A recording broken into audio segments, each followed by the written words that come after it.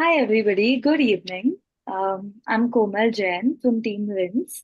And following our very successful roundtable on 28th of June at IMC Churchgate, where we had team speakers talking about different dimensions of health, we're doing many roundtables in order to support the white paper that we're going to be raising for the roundtable. And this is our third mini roundtable. The first one was on physical health, the second one on financial health, and the third one today, which is on sexual health. We have two team speakers from our roundtable and two expert panelists for the same.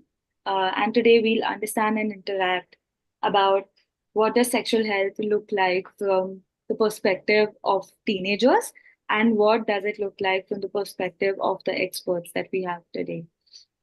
So, quickly introducing our experts and our teenagers for today. Kritika Katrat ma'am, she's the co-founder of ovumanya.com. She has been working in the domain of women's health, hygiene, and wellness since 2013. With over 12 years of experience in healthcare and technology, her journey spans from cancer research to entrepreneurship. A TEDx speaker,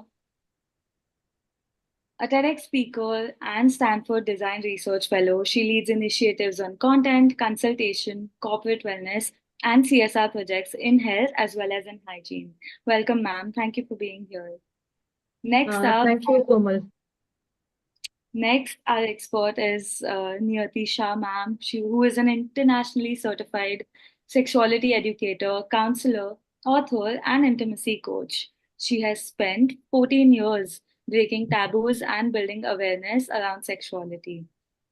Founder and president of Averti Education and the Council of Sex Educators for Social Change, she has conducted 450 plus workshops, worked with 85 plus schools, and empowered over 1 lakh children and families.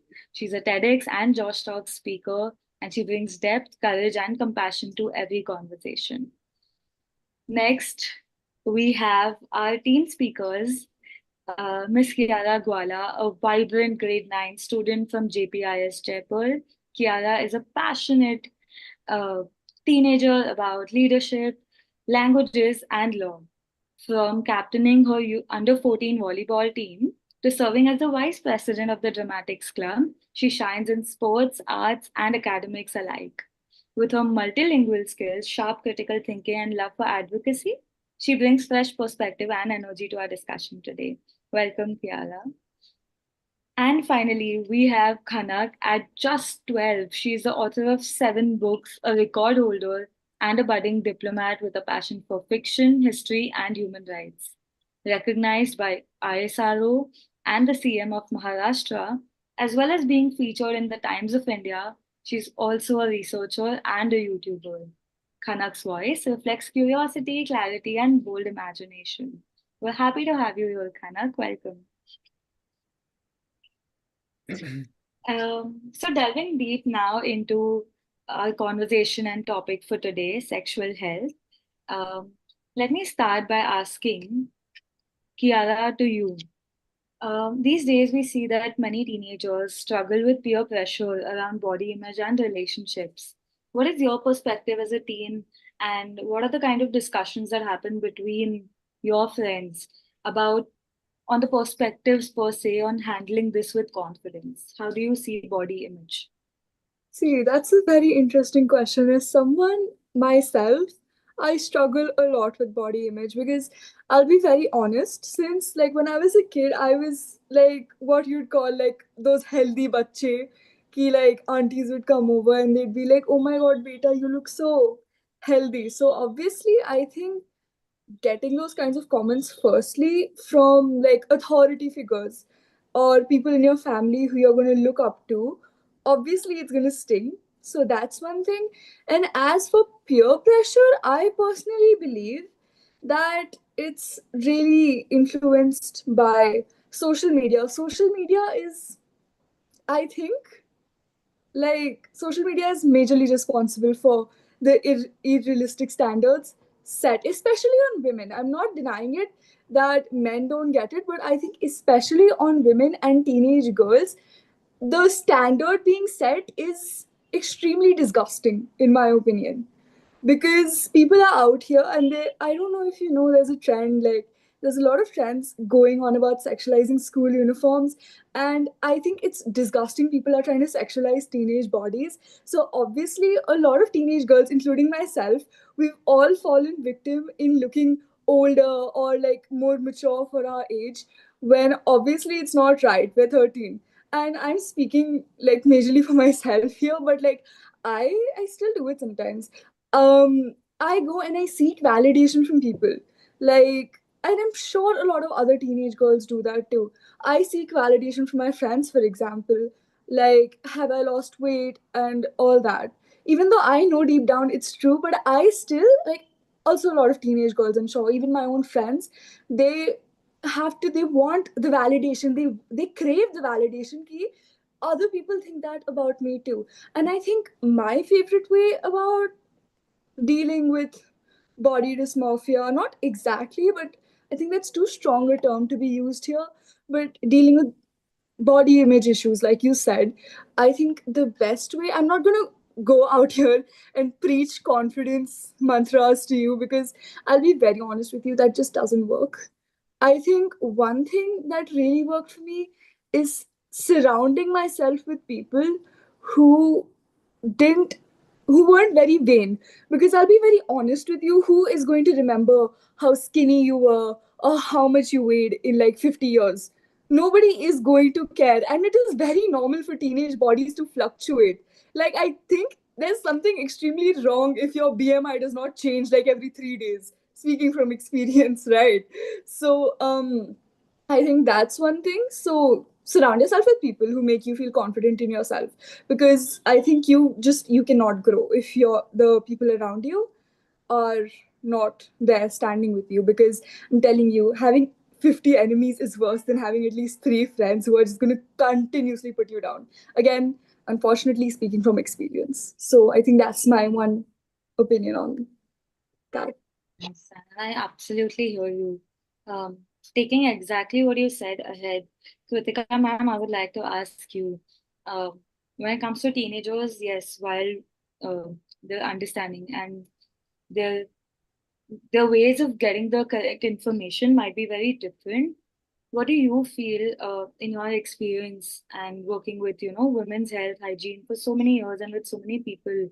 What do you feel? How can schools and parents make conversations about hygiene and about sexual health more practical and less intimidating? Because that is the trend we usually see.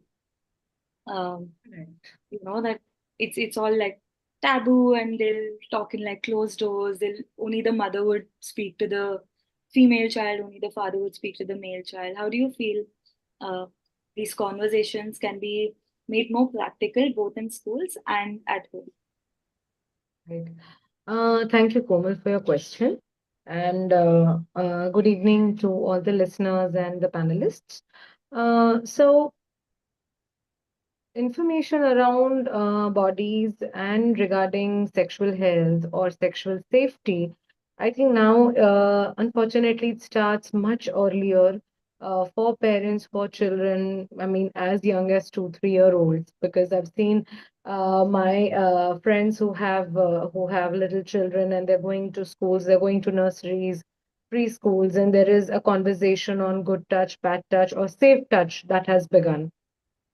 So I think luckily we are doing that conversation. I would say unfortunately, but also luckily, also fortunately, at least these conversations have started where parents understand the importance. Initially, I mean, and that too, it's not happening everywhere.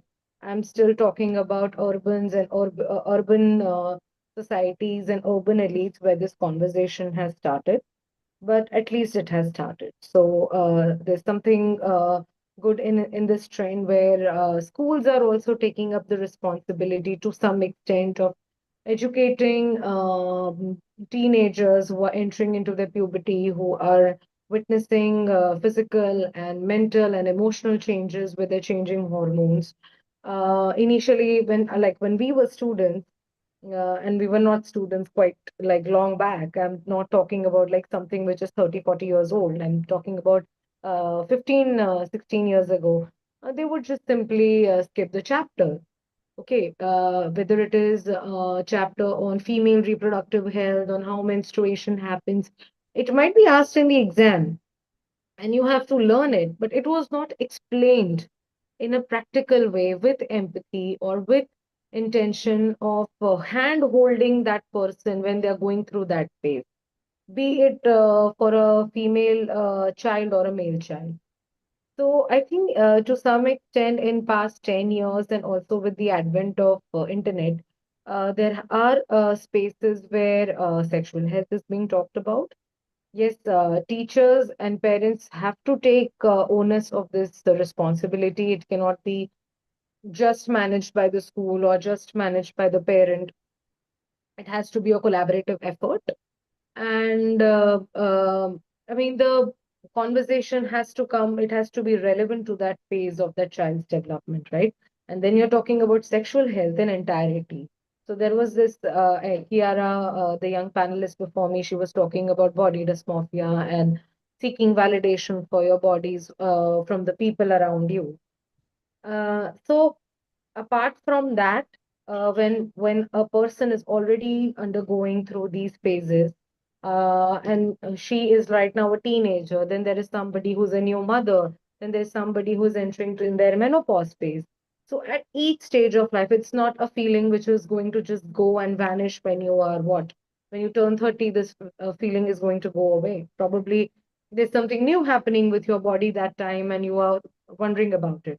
So in such situation, right information, right channels of information, right guidance. It can be your parents, your teachers. In future, it has to be your doctors, the experts whom you are consulting, your gynec. They also have to be mindful and empathetic about answering your queries, which are beyond the purview of medicine or beyond the purview of just that consultation or that sardi zukam that you're going for. It has to be comprehensive with empathy. Absolutely. That's very insightful, and I hear you. Absolutely.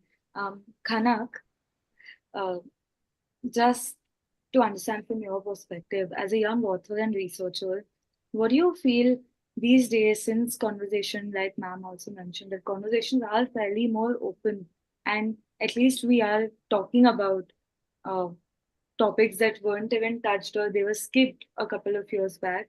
What questions do you feel teenagers are afraid to ask about sexual health still, and why so?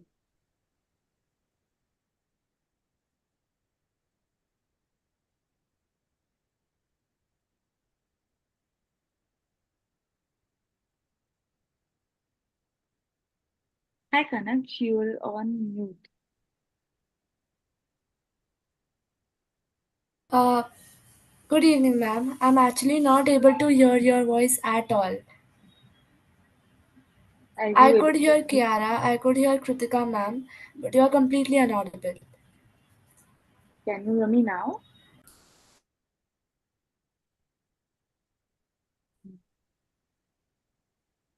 Uh, would you just try rejoining once? Ma'am, have you asked the question? Can somebody just repeat the question for me because I can hear everybody else except you.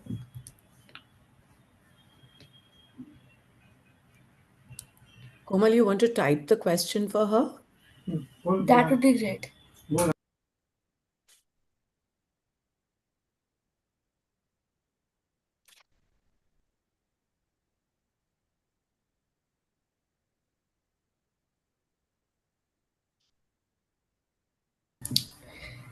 So, right now I'm in 8th standard, and just before the session started, I was actually studying about reproductive health because that is a chapter that is going to come in school. And when we were learning this, we were being taught about this chapter. I felt that so many of us were so afraid to ask the basic questions, especially boys. When teachers were talking about menstrual health, there were so many boys who had so many questions about menstrual health, but they simply did not have enough guts to ask these questions. The reason is Many a times, sexual health in India is considered to be a taboo. I think we need to go back into our roots when sexual health was not a taboo, because this is there in our ancient scriptures. Sexual health was earlier not a taboo in India. By the time we have started modernizing, I don't know what, but this mindset has completely changed. So I feel the number one reason we are afraid to ask questions about sexual health is because this subject is considered to be a taboo, not just in rural areas but in urban areas as well. You can see it in school itself. And maybe that's the reason why there are so many rising cases in HIV, teen pregnancies. So this is the first reason. The second reason is because sexual health is a topic where we are getting information from many different and often unreliable sources. So people have been unsure whether they are asking the right question or not. And I feel these are the main reasons why sexual health is not being openly talked about in India. I hear you. I absolutely hear you. Niyati ma'am, I'd like to ask you now that you worked with so many children and so many families. What is the biggest shift that you see in your years of experience on how teenagers now in today's date approach conversations about sexuality and the curiosity that they bring in about, okay, we really do want to cater to our sexual health and how do we do it? So, first of all, thank you so much for the warm welcome. I didn't get a chance to say thank you then. And very interesting conversation happening here right now. Komal, in the past 15 years, initially when I used to go for a workshop or talk to a child, simple things about safe, unsafe touch or puberty, forget sex education, as in talking to teens about sexual relationships or sexual health, even small things like safety or what's happening in your body. The kids used to look up to me as if, wow, all this is also happening to me. There was a lot of awe, there was a lot of acceptance, there were a lot of questions, there's a lot of curiosity. The same thing today when I do with the same age group, they're like, we know all this, tell us more. So there's such a huge shift in the knowledge that children used to have at a certain age 15 years back and today. So Kritika very rightly said, everything has become very early in life. Young girls are behaving like women, just as Kiara was mentioning. Birthday parties have become more about how you're dressing and how much, I mean, everything is sexualizing. And now the conversation is not more of curiosity about what is happening to me and what is the right and the wrong. It is more about you tell me what you believe in because already have formed our opinions. So there is very less adult supervision when it comes to sexual health and sexual understanding. It's all about what adults are writing for adults. The young adults are reading that and adapting it for themselves. And there's nobody around them, nor the school, nor the parents. And this I'm speaking on a general platform. Most of the parents have left it, on the teenagers, on the young adults. You do what you feel like, not realizing the consequences these children are going to face later when they become a little more elderly. So I think a lot of it has changed from when I started to today. From those curious little eyes, it's become more of like, what more can you tell me? Tell me more about pregnancy. Tell me more about abortion. Tell me more about eye pills. Tell me more about red flags. My heart is broken now. What should I do? So they've passed the curious level. They are the prevention level, if I can put it that way. And they're actually firefighting with the challenges of a sexual relationship. So I think, and parents are not aware about this. A lot of cases are coming in the newspapers. A lot of schools and parents are talking about this, where so many incidences are happening which we wouldn't even want the adults to face these incidences. What is being found in the bags, what is happening in the backyards of the schools, what is happening when parents are not at home. It's not what a 10th grader would have faced maybe a decade back. A lot of westernization has also come in through series our children are watching, through influencers our children are following, and all that is being adapted. Because one thing we clearly need to understand, children do not learn by listening. We all know that children don't listen. We also didn't listen when we were children. Children learn by watching. And what are they watching and who are they watching? So, where is the Indian content? Where is the good content? Okay, while it is all entertainment, but they are understanding that as reality. So, all that, whatever is happening in other countries with other cultures, is being brought into a country that do not understand that culture. The parents come from an Indian background, the children come from a westernized background. They are understanding that, they are copying that, they're learning that. So how are these two generations going to deal with one another is a big question.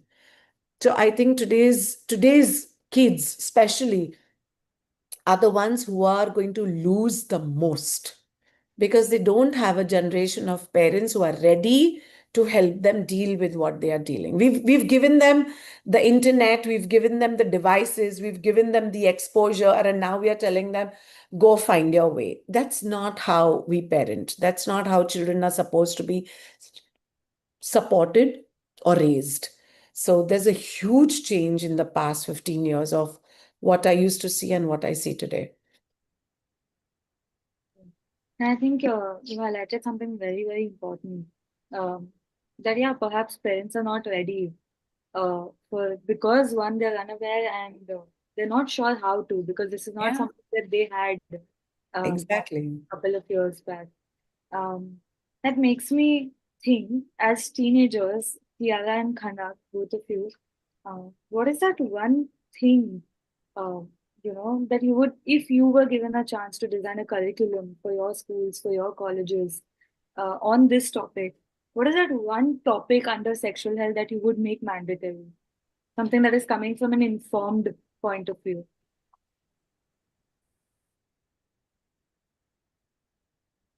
Yeah. So I think I mentioned this at the previous roundtable before.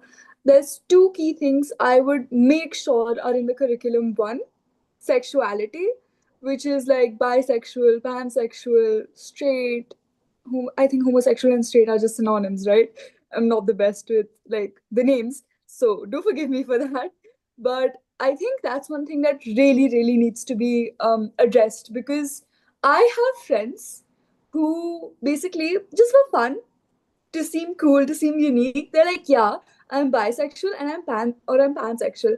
Personally, I don't identify as anything because one, I'm 14. Second, I think it's necessary for someone to have intercourse before they realize what they like at the end of the day, right? You can't say anything without experience. You can't not try vada pav and say like, yeah, I don't like vada pav. You can't do that. You need to have some sort of experience beforehand. And honestly, it's concerning if a 14-year-old has any sort of experience that way.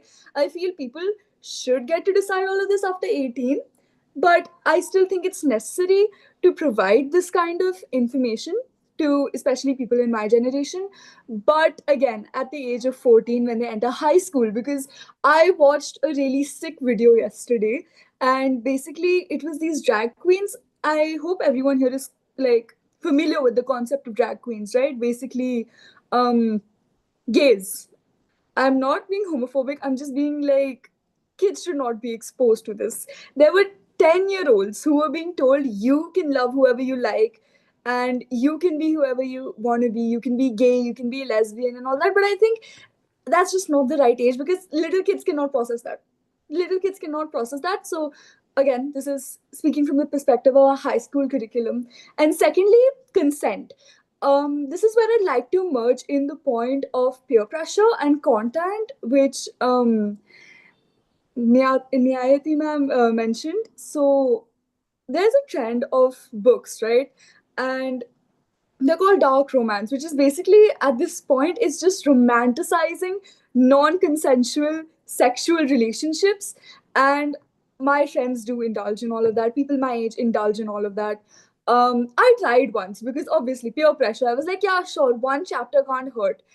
When I tell you it was the most sick and disgusting and objectifying thing I read in my entire life, I'm not lying. And see, I am all for it. Like what you like. I don't care. As long as you're not hurting anyone, right? But then again, age.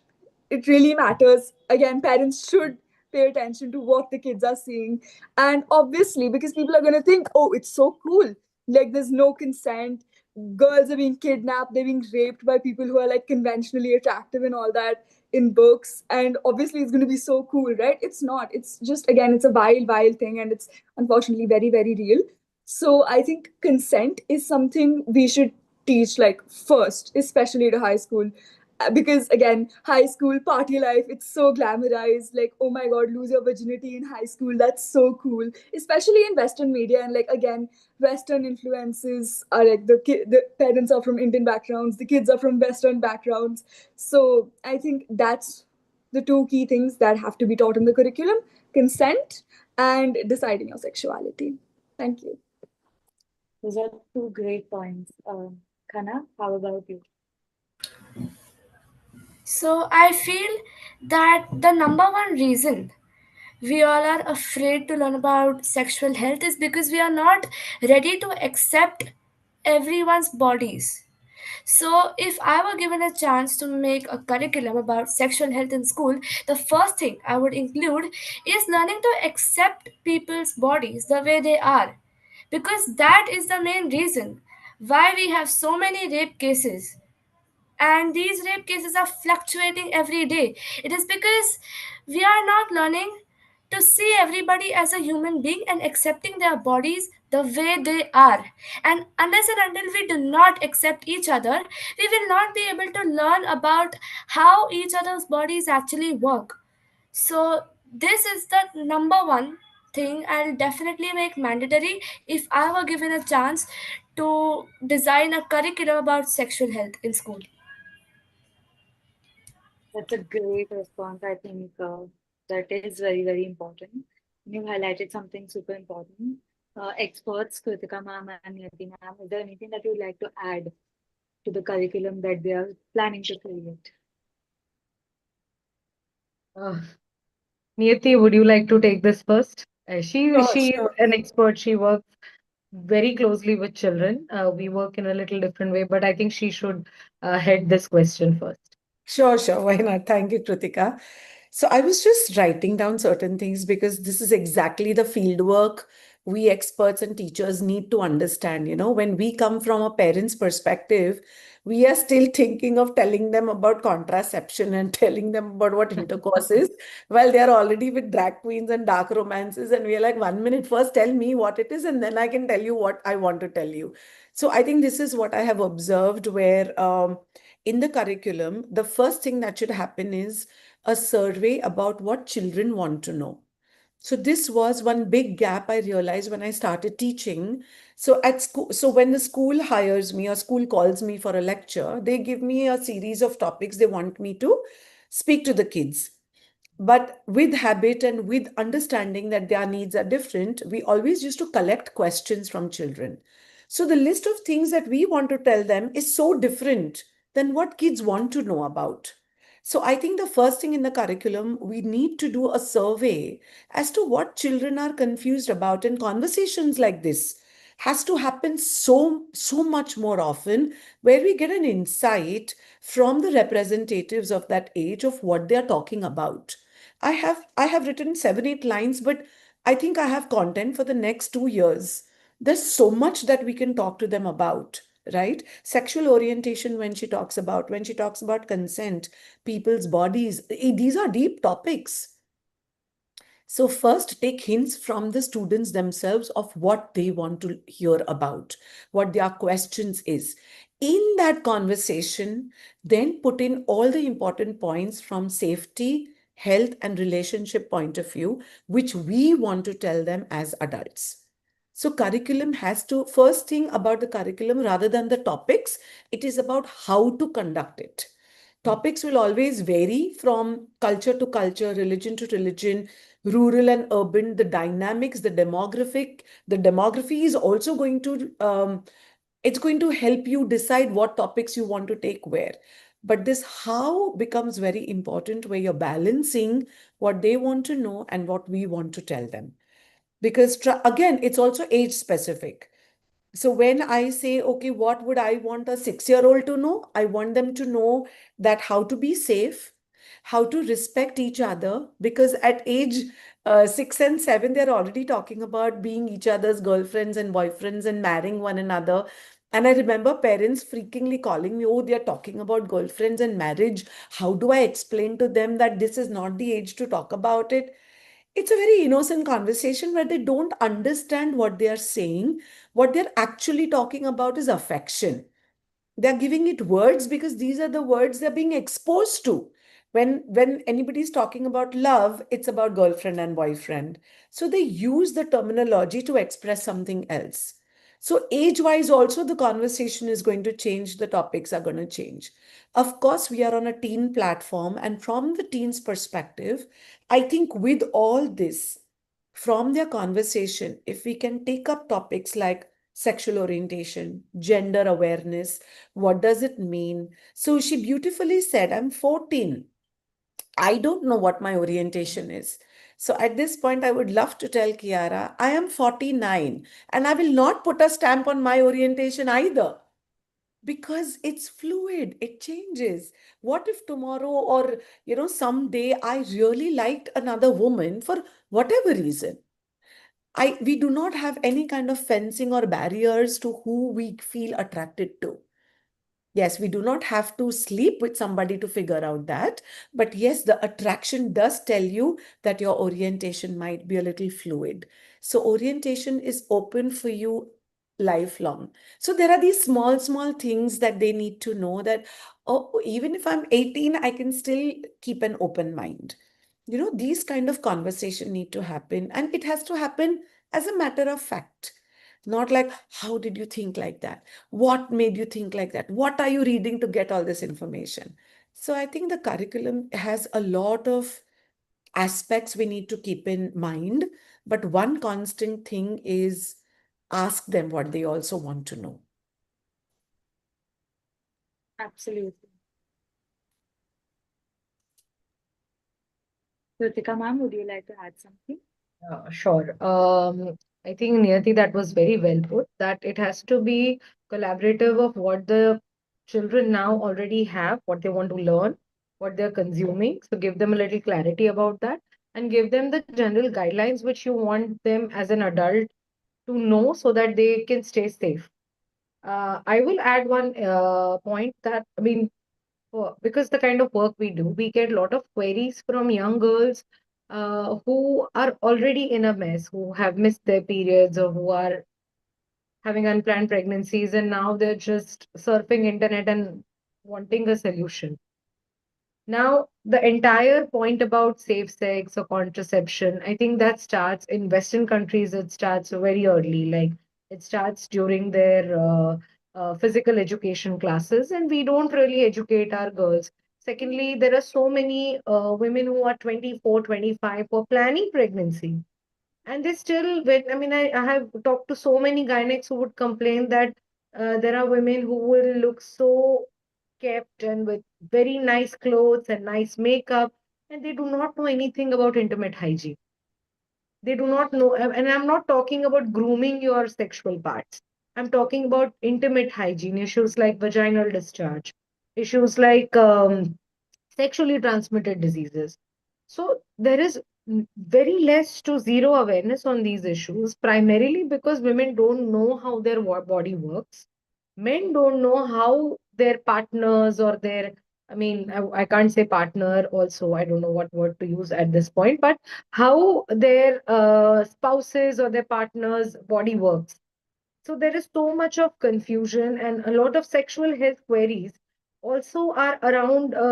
They're very small doubts actually.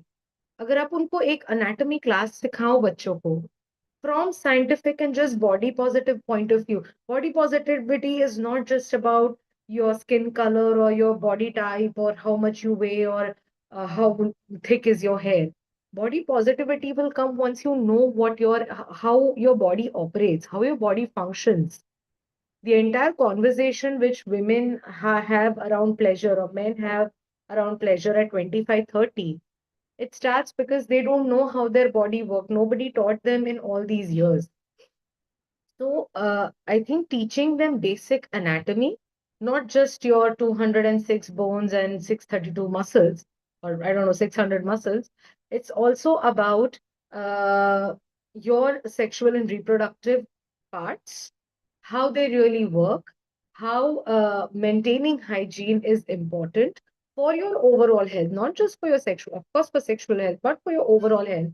What can be their repercussions? And then the conversation about safe sex or contraception will be more acceptable for them. You can't just drop a bomb that, okay, you know what, you'll get pregnant if you go and sleep with a boy. There is no conversation about ovulation here. There is no conversation about pleasure here. There is no conversation about consent.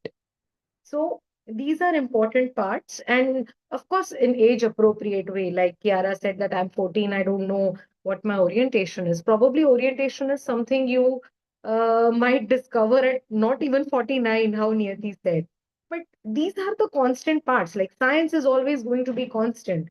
Like what things were true for my mother or my grandmother or great grandmother in terms of female body, they still are true for me or for my daughter. So this is my point of view that it has to be a mixture of what is going on in pop culture, but course science with empathy, of course. But you need to address certain things with course science so that people of all genders, teens of all genders, understand what their bodies are like, and then they can take informed decision. If they are 15 and if they're 16 and they're sleeping with somebody, if they're having sexual relations with someone, at least they know the repercussions of it.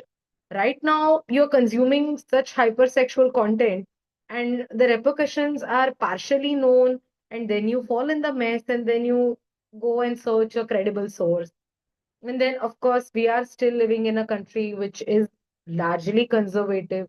So the acceptance of such issues, like let's say, I think we are eons away from introducing gender or sexual orientations in syllabus. I'm sorry to say this, but we are eons away from getting there where our boards, central boards or states boards will approve this kind of education.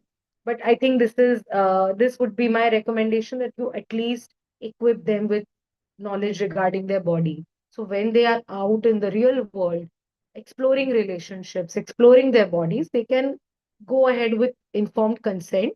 This goes both for sexuality, sexual health, and hygiene. Yes. Wow. Um, I think from just understanding teens' perspectives and how things have changed over the years, and to actually understanding that, okay, if we were to take this up, how would it look like? What would it look like? How would we get there, even in the first place?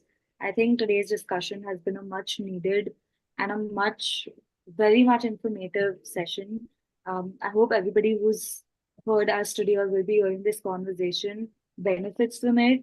Um, because wow, things are really changing and we really, really need to be aware now, especially since all of you have mentioned the cases that are coming up. And yes, drastic changes are there because generations are changing so fast now. Um, so absolutely, today's conversation I think has been super insightful and much needed. Thank you to our both of our team speakers and to both of the experts to block this time for us today and be here, be a part of this, and for sharing your insights as well, for answering so honestly. Thank you once again. I thank not just from my behalf, but also from Team RIMS, who's been organizing these mini roundtables. Um, and yeah, good evening to all of you, and good evening to everybody who is watching. Thank you so much. See you at the next roundtable. Thank you. Thank you for having Thank us. you, Komal. Thank you. This is a brilliant discussion today. I'm very happy to be a part of it. Thank you, girls, and thank you, Kritika.